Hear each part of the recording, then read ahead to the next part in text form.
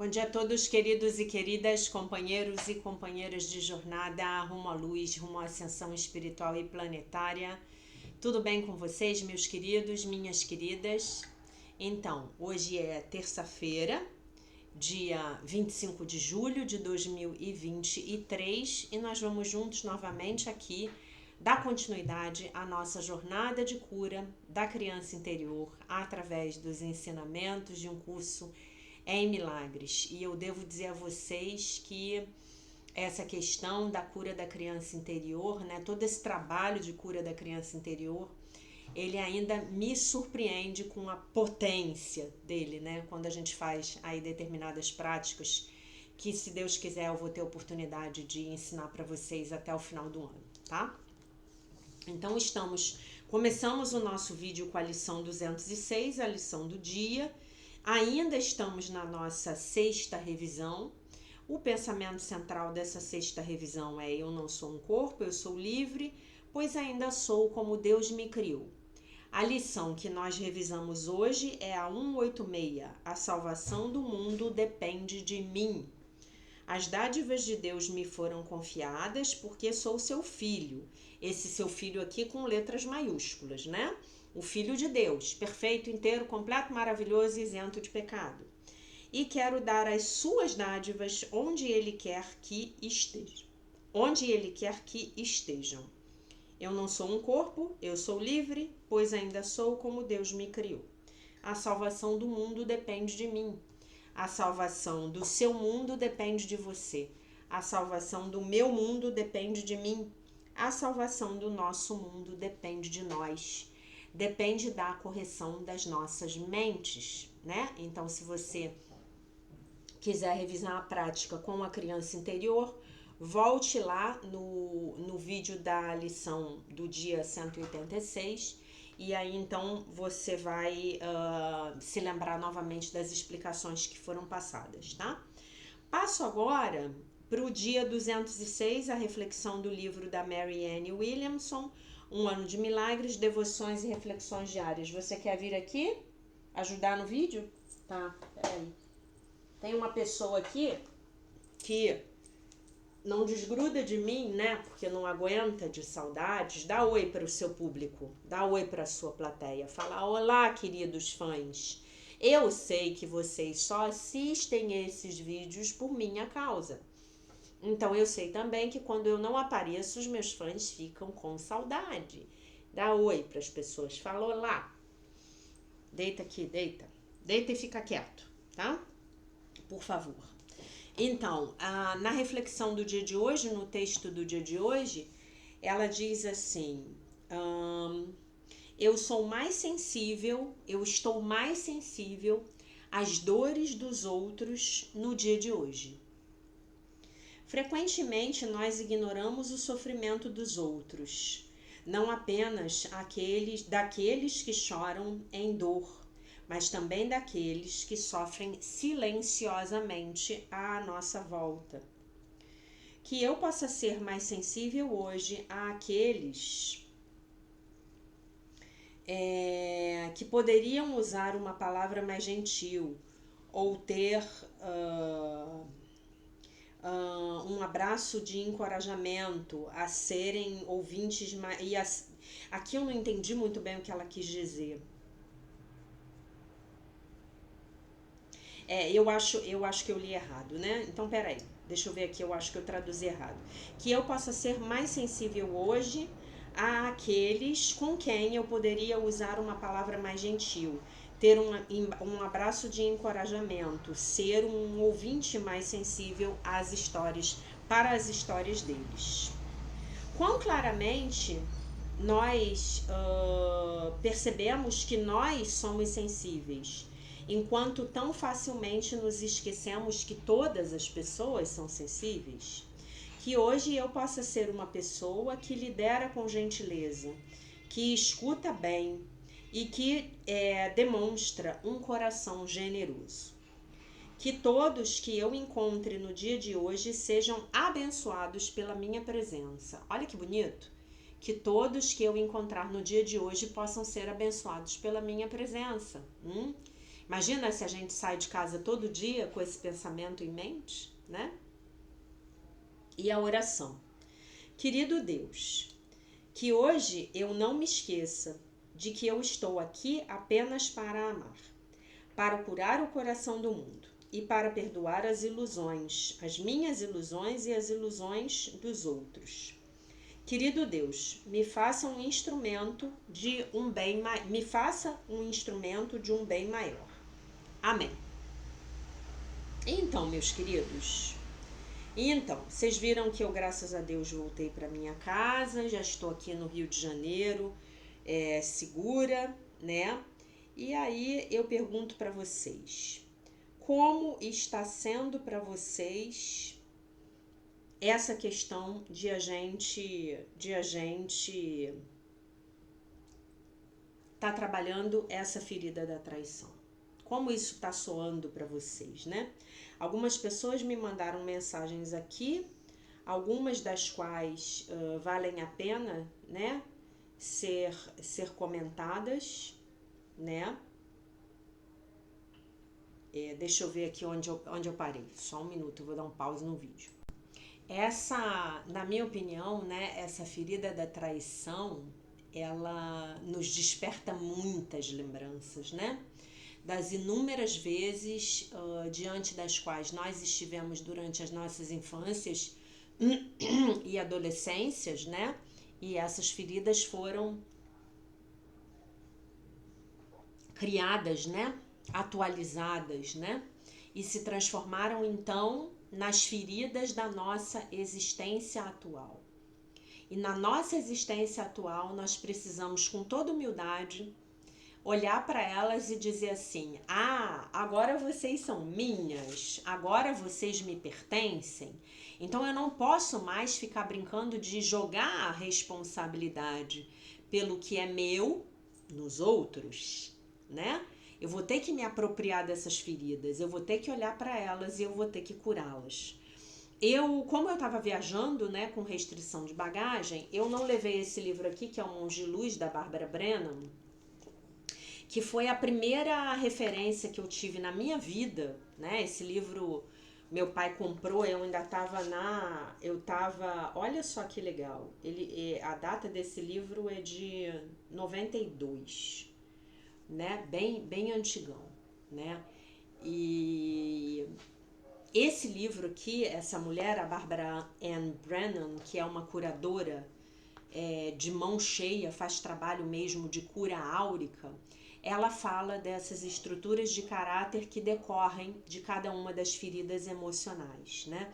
E eu, como estava viajando com restrição de bagagem, eu não levei o livro comigo, né? Então, acabei lendo o livro da Alice Bourbeau, né?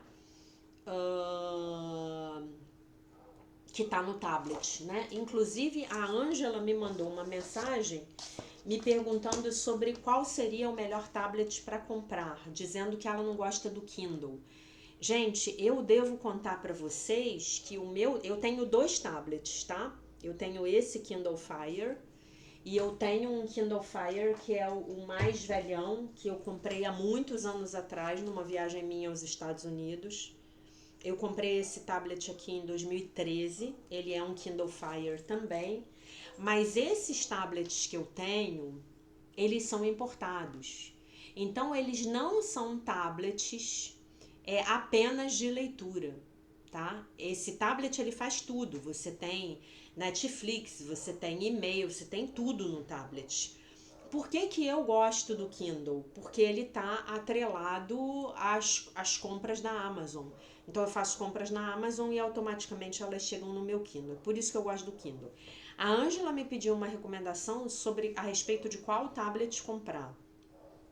Ela falou que não gosta do Kindle, mas eu acho que ela está se referindo ao Kindle que é somente o Kindle de leitura de livros. Não, esses tablets que eu tenho, eles são tablets normais, como se fosse um iPad, tá? Então, qual tablet comprar? Olha, eu acho que se você puder gastar dinheiro, o melhor investimento é num iPad, né? Os iPads são fantásticos. né? E se você puder viajar para fora do país, então comprar fora, nossa, melhor ainda.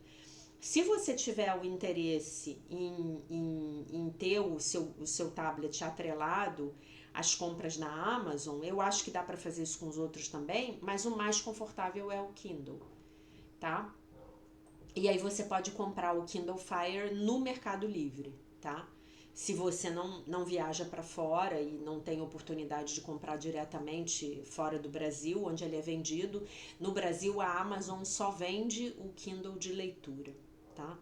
Então você pode comprar no Mercado Livre. Lembre-se de adicionar que ele é um Kindle Fire, fogo, né? F-I-R-E.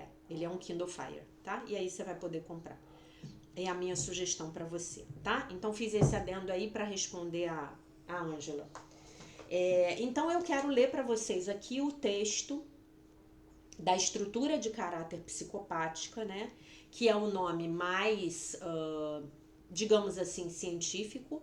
A Lise Bourbeau, no texto dela, ela usa estrutura de caráter controladora, né? Ela diz que é o caráter controlador, mas o nome que o nosso mestre Reich, William Reich, ele cunhou é psicopático, tá? Caráter psicopático. Não entendam que a pessoa que tem uma estrutura controladora, ela é um psicopata. Mas se você levar essa ferida a um extremo, a ponto de essa pessoa ter um transtorno de personalidade tão grave que ela não possa viver em sociedade, sim, essa pessoa é essa pessoa que se transforma num psicopata. Naquele alguém que não tem empatia pelo outro, tá? Que só o que é dele, o que se trata da vontade dele, da vida dele é o que importa, tá? Então, esse texto aqui, ele é muito básico, né? Como eu falei para vocês, eu não li ele antes porque tinha restrição de bagagem e não dava para levar o livro. Então eu vou ler como essa estrutura se forma. Isso é muito importante que a gente tenha em mente. A estrutura deslocada ou psicopática. Em sua primeira infância, a pessoa com uma estrutura deslocada teve um pai veladamente sedutor do sexo oposto. O pai queria alguma coisa desse filho. O psicopata, ele formava um triângulo com os pais e achou difícil obter apoio do pai do mesmo sexo, né? Então sempre havia uma triangulação ali.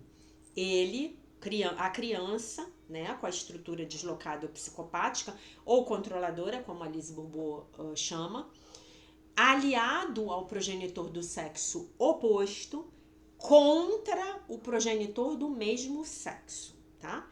Então, a guerra começa aí. Isso é muito importante de ser entendido. Ele se colocou do lado do pai do sexo oposto. Não conseguiu o que queria. Sentiu-se traído. E depois compensou tudo isso manipulando esse pai. Manipulando o pai do sexo oposto. Sua resposta a essa situação, né, traumática, foi tentar controlar os outros do jeito que ele pudesse. Para fazê-lo, precisa se expor e até mentir, se for necessário. Exige que o apoiem e que o estimulem.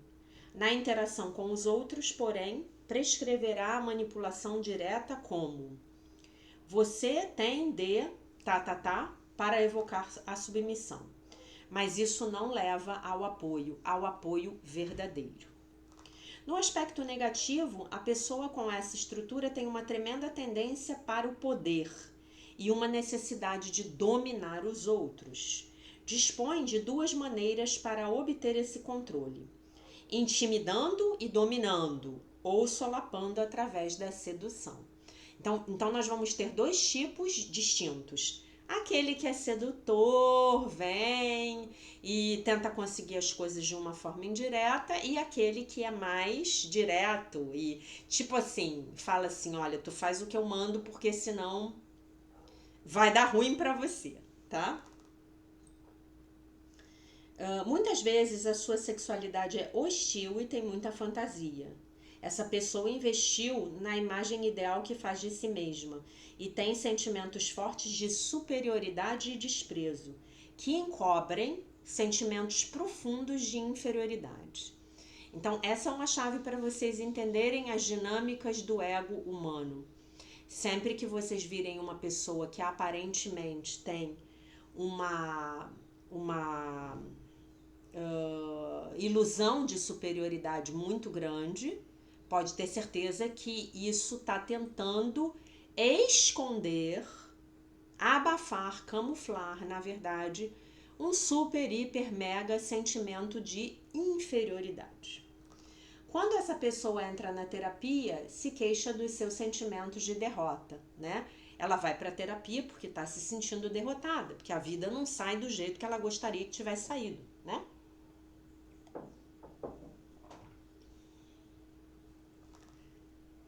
Mas ser apoiada significa render-se. E isso, no seu entender, quer dizer derrota. A minha vontade será feita, né? E surge para ela o dilema: eu tenho que estar certo ou morrer.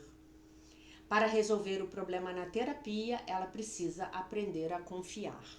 Então, essa coisa do preciso estar certo, preciso estar certa ou vou morrer, é uma coisa muito primal das dinâmicas do ego negativo, de acordo com o nosso ensinamento de Um Curso em Milagres. No processo terapêutico, a primeira camada da personalidade encontrada será a máscara. Essa máscara diz: eu estou certa, você está errado. Depois de escavar ainda mais a fundo a personalidade, o eu inferior, ou o eu da sombra, dirá: eu o controlarei. Quando principia a resolução, quer dizer, a resolução dos conflitos do indivíduo ao longo do processo terapêutico, né? O indivíduo vai para o processo terapêutico para resolver os conflitos dele.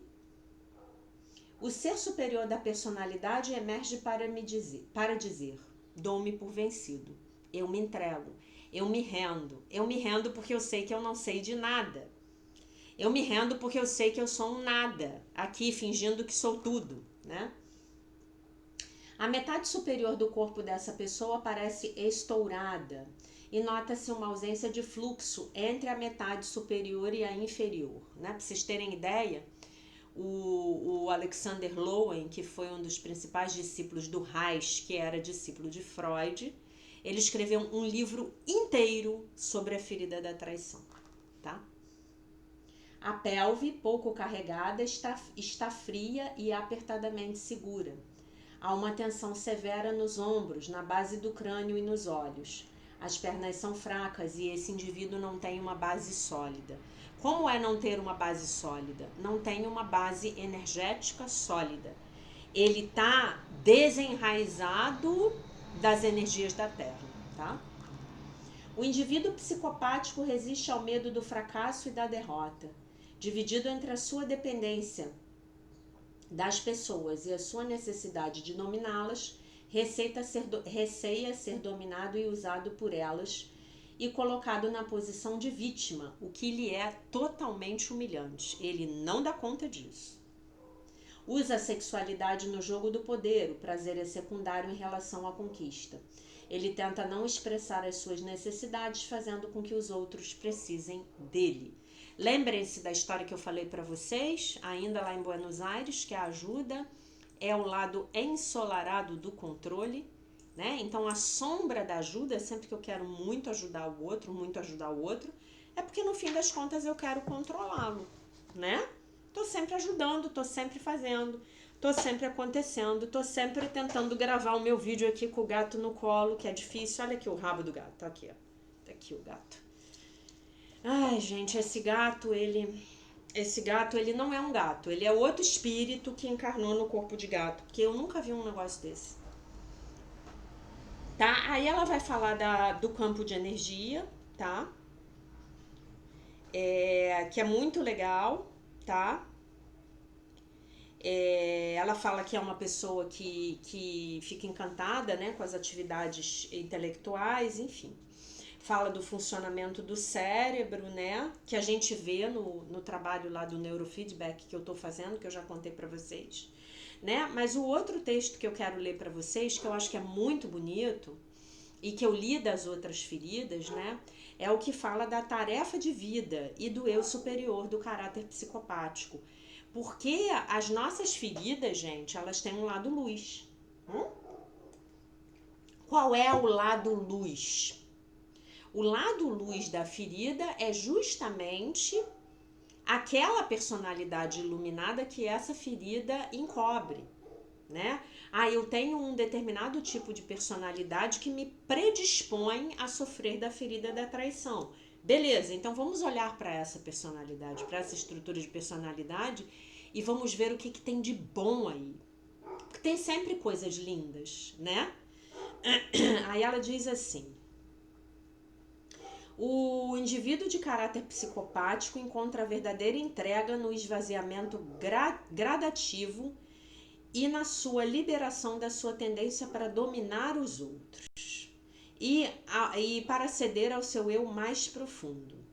Com isso, quem é o seu eu mais profundo? É o seu eu superior, é a sua consciência crística, é o seu ser real, é o Filho de Deus, que é perfeito, inteiro, completo, maravilhoso e isento de pecado, né?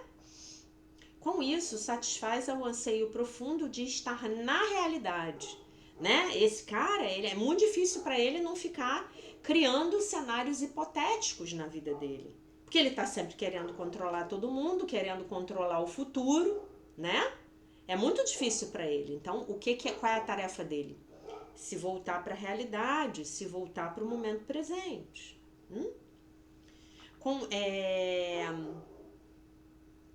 Com isso, satisfaz um anseio profundo de estar na realidade, de estabelecer contato com os amigos e de sentir-se como um ser humano, né? Se sentir igual, se sentir pertencendo, sair dessa fantasia de superioridade que, na verdade, encobre uma fantasia igualmente louca de inferioridade, ok?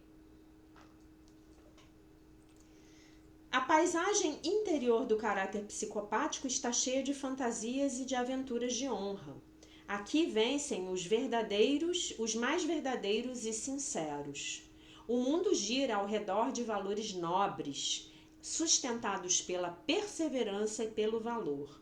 E ele anseia por trazer tudo isso ao meio físico do seu mundo real, e ele haverá de consegui-lo algum dia. Quando se liberam as energias do seu eu superior, esse indivíduo é sincero e íntegro. O seu intelecto altamente desenvolvido pode ser utilizado para resolver desavenças, ajudando os outros a encontrarem a sua verdade. Por meio da sua sinceridade, ele pode levar os outros à sinceridade deles. É excelente no manejo de projetos complicados e tem um grande coração cheio de amor. Então, esse indivíduo, ele é um indivíduo honrado, ele é um indivíduo que preza pela verdade da palavra, né? E aí, se ele alcança como é que eu vou dizer? Um nível de consciência mínimo para ele crescer, né? O que acontece? Ele vira, então, uma fonte de cura para a humanidade. Ele é um indivíduo idealista, ele é um indivíduo que ele quer ajudar o mundo, ajudar o próximo, ajudar a curar o próximo, né? Mas o que ele tem que fazer? Ele tem que se entregar. Ele tem que entender verdadeiramente que ele não tem o controle de nada e que tá tudo bem. Tá tudo bem, ele pode fluir com a vida, sem saber onde a vida vai levá-lo, mas confiando em duas coisas que são muito importantes. Confiando que a realidade vai levá-lo para um lugar bom. Mesmo que eventualmente ele precise ser levado para esse lugar bom através de uma situação desafiadora, como por exemplo, o entorse que eu sofri no meu pé na última sexta-feira, né? E daqui a pouco eu vou ao médico e ver exatamente o que aconteceu, tirar um raio-x, enfim. Né? E aí amanhã eu conto pra vocês. Então essa é a primeira coisa. E a segunda coisa que essa pessoa que tem essa ferida da traição, ela precisa aprender, essa talvez seja a mais importante.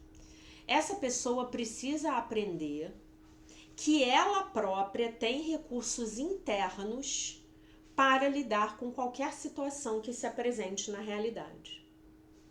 Então, em vez de eu querer colocar a minha confiança do lado de fora, confiar no outro,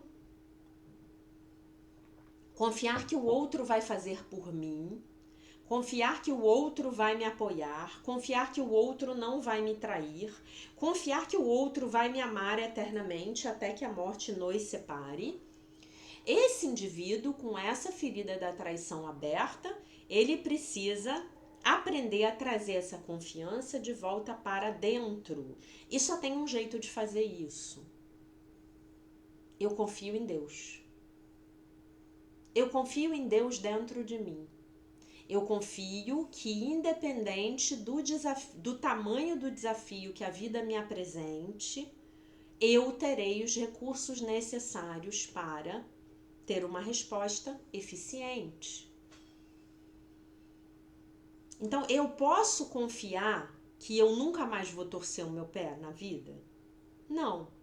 Mas eu posso confiar que o Divino Espírito Santo está comigo, que o Divino Espírito Santo me apoia e vai me ajudar a enfrentar uma situação como um entorse no meu pé, uma fratura, ou o fim de um relacionamento, ou o que seja. Então eu tenho que parar, porque olha só, quando eu tô pondo a minha confiança do lado de fora, eu preciso controlar. As coisas têm que ser do meu jeito, senão eu surto. Mas quando eu estou colocando a confiança do lado de dentro, então eu sei que o desafio que a vida me apresentar, eu vou ter condições de lidar com esse desafio, né? E todos nós, a essas alturas do campeonato, todos nós já passamos por desafios nas nossas vidas.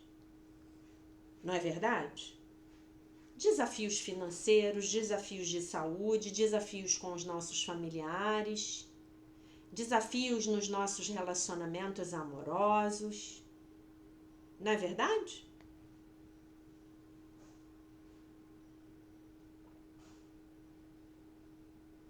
Então, essa é a grande lição dessa pessoa que tem essa ferida da traição. Eu tenho expectativas, eu tenho desejos com relação à realidade. Eu tenho desejos. Eu gostaria que as coisas saíssem de uma determinada forma. Mas eu não vou ficar desesperada se aquele desenrolar daquela situação não for do jeito que eu queria. É muito diferente eu ter uma preferência de eu ter um apego. São duas coisas muito diferentes. Quando eu estou na energia do apego, eu entro em desespero quando as coisas não saem do jeito que eu gostaria que saíssem. Certo? Eu entro em desespero. Eu me casei, eu fui lá, eu chamei todo mundo, eu gastei 500 mil reais com a festa de casamento e eu casei com aquele homem maravilhoso que eu achava que eu ia ficar com ele o resto da vida e 1 ano depois o casamento acabou. Eu não gostaria que o meu casamento tivesse acabado. Eu não gostaria. Eu gostaria de ter ficado lá com o seu fulano o resto da vida envelhecendo junto com ele. Não foi possível. Se eu me apegar ao seu fulano e ao fato de que aquele casamento não deveria ter acabado, o seu fulano me enfeitou a cabeça e ele não deveria ter feito isso, seu fulano me traiu, ele não podia ter feito isso comigo e o casamento acabou. Eu tinha a preferência de que o meu casamento não acabasse. Isso é um fato. Eu tinha essa preferência, realmente eu preferia que o meu casamento não tivesse acabado, mas o meu casamento acabou. Então eu me desapego, porque se eu não me desapegar, eu estarei me impedindo de conhecer seu Beltrano. Aquele indivíduo maravilhoso que o Divino Espírito Santo já tinha para mim, separadinho lá, para quando eu terminasse a minha relação com o seu fulano, que tinha que me trazer lições sobre confiança e autoconfiança. Eu estou apegada, eu não vejo o seu Beltrano. Eu não enxergo ele, nem vejo. E aí? Então, essas são as lições, né? Como a gente ouviu esse final de semana lá no workshop do Stargate. De repente o seu chefe chega para você e fala para você que não precisa mais dos seus serviços, né? E você, como um bom praticante da meditação do Stargate, você fala, que ótimo. Então isso quer dizer que eu vou arrumar um emprego melhor.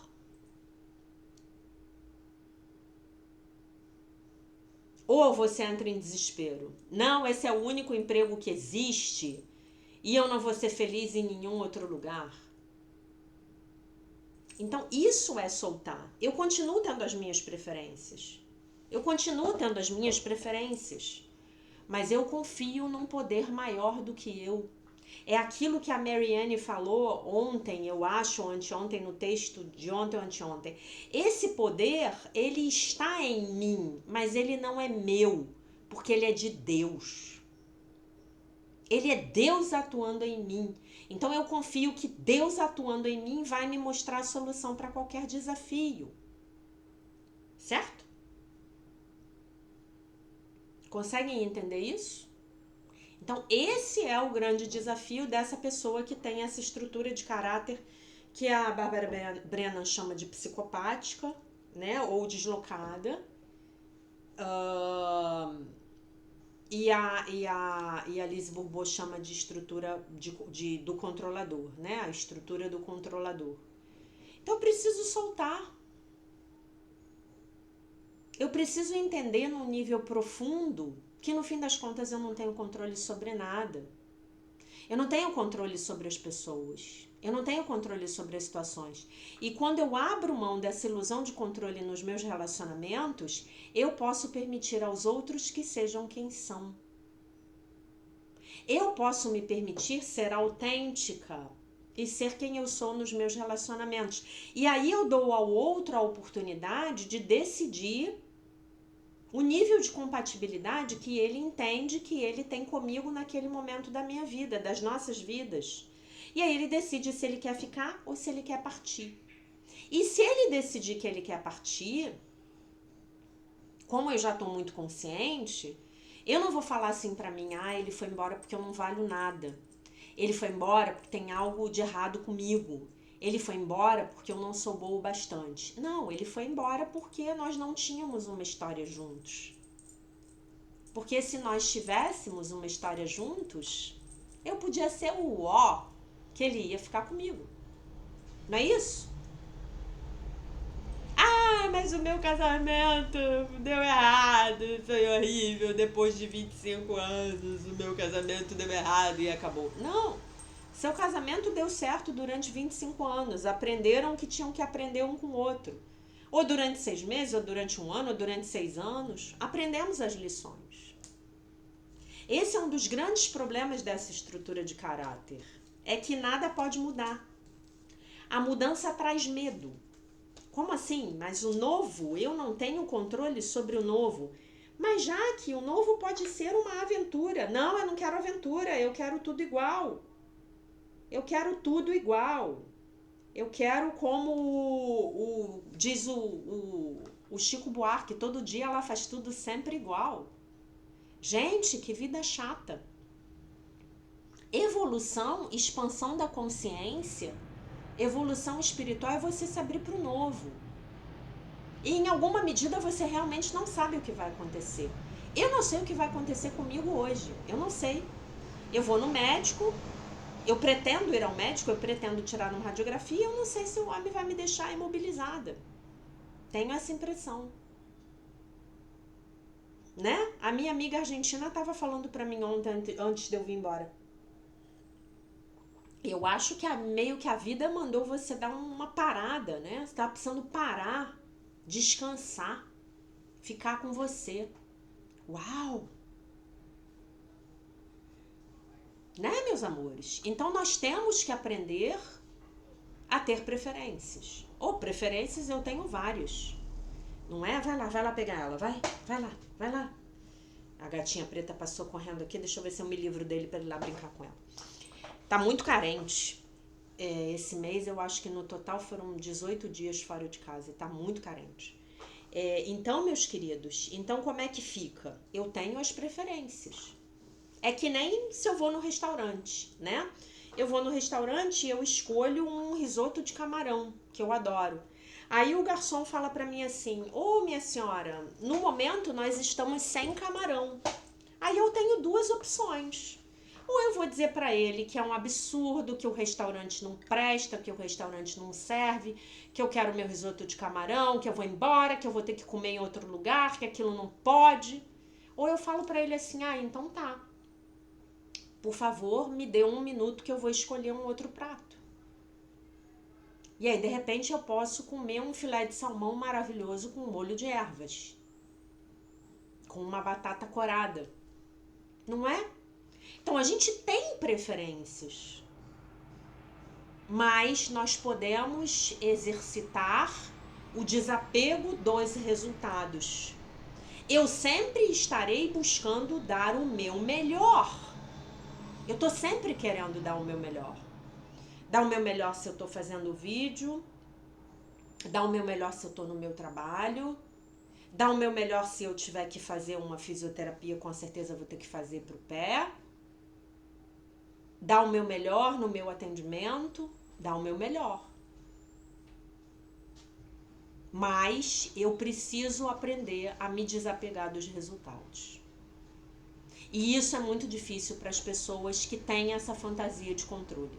Porque na verdade é uma fantasia, é uma coisa assim, tipo delirium tremens. Porque na verdade a gente não controla nada nunca, tá? Mas a gente vive com aquela fantasia e de alguma maneira aquela fantasia nos serve. Não, eu vou falar isso aqui pro fulano, para ele fazer não sei o que, eu vou manipular desse jeito, manipular do outro para conseguir o resultado que eu quero. Tem uma série americana que eu comecei a ver antes da pandemia, que é muito famosa, vocês já devem ter ouvido falar dela, talvez até já tenham visto, que é House of Cards, né? Que é a história lá do Frank, eu esqueci o sobrenome dele. Ele é um político norte-americano, né? Nem tanto um político, ele é mais um cara dos bastidores, de alto cargo dentro da Casa Branca, né? E eu só vi a primeira temporada. E é muito interessante a gente ver como ele vai manipulando a realidade para conseguir chegar onde ele desejava chegar, né? E é muito interessante. É claro que eu imagino que ao longo do final da série ele vai se dar mal, né? Mas no final do primeiro ano ele se dá muito bem, né? E aí a gente vê como é real. Existem pessoas que vivem a vida assim, criando situações, né? Eu conheço gente, infelizmente, que vai fazer curso de programação neurolinguística para manipular os outros, que vai estudar hipnose para manipular os outros, né? E o que eu penso quando eu ouço uma pessoa falando isso para mim? Eu penso assim, essa pessoa tá cheia de medo. Essa pessoa tá cheia de medo.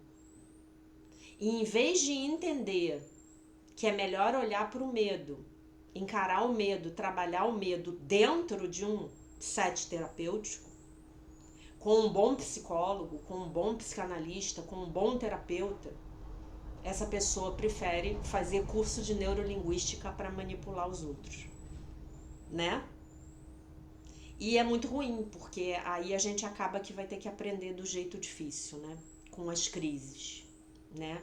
Então, o que eu quero lembrar vocês no dia de hoje, com essa mensagem de hoje, amanhã a gente termina, lê mais um pouco, não vamos terminar, a gente lê mais um pouco do texto da Lise Bourbeau. O que eu quero lembrar vocês é que, de acordo com o ensinamento de Um Curso em Milagres, O controle é ilusório. Mesmo que você vá e manipule e consiga um bom resultado aqui ou acolá, esses bons resultados eles são sempre temporários. Então, a minha sugestão para você hoje é: seja quem você é. Abrace a realidade, flua com a realidade. E entenda que o que for para ser realmente seu, o que tiver no seu destino, o que te pertencer por direito divino, se você estiver bem conectado, vai chegar na sua mão. Seja em que âmbito da sua vida for, tá? Eu vou finalizar o vídeo lembrando que eu não sou um corpo, eu sou livre, pois ainda sou como Deus me criou. A salvação do mundo depende de mim. A salvação do mundo depende de você. Você não é um corpo, você é livre, pois você ainda é como Deus te criou. Tá bom, meus amores? Então eu vou terminar o vídeo por aqui, que eu vou cuidar da vida aí, tem médico aí para visitar hoje, tá? Eu deixo vocês com a paz de nosso Senhor Jesus Cristo, com um beijo imenso, e se Deus quiser nós nos vemos novamente amanhã.